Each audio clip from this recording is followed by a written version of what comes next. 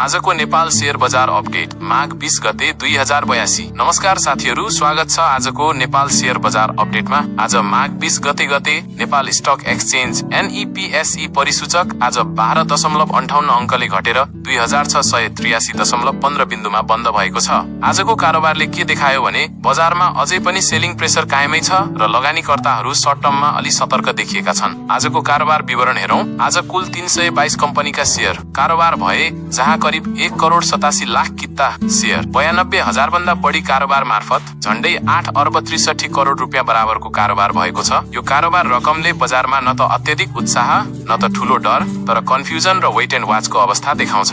सेक्टरको अवस्था कुरा गर्दा आज अधिकांश उपसमूहहरू रातो देखिए। विशेष गरी बैंकिङ, फाइनान्स र होटल समूहमा दबाव देखियो। केही कम्पनीमा सानो सुधार भए पनि समग्र बजारलाई माथि तान्न भने पर्याप्त भएन। आजको बजारबाट के बुझ्ने? बजार अझै कन्सोलिडेसन फेजमा छ। ठूला लगानीकर्ता अझै कन्फर्मेसन कुर्दैछन्।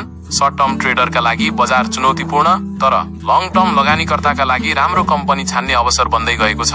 अन्त्यमा आजको बजार न त धेरै कमजोर न त धेरै बलियो, तर निर्णयको मोडमा रहेको देखिन्छ। यो थियो आजको नेपाल शेयर बजार अपडेट माघ 20 गते 2082। भिडियो उपयोगी लाग्यो भने लाइक, शेयर र सब्स्क्राइब गर्न नबिर्सनुहोला। फेरि भेटौँला भोलिको बजार अपडेटमा। धन्यवाद।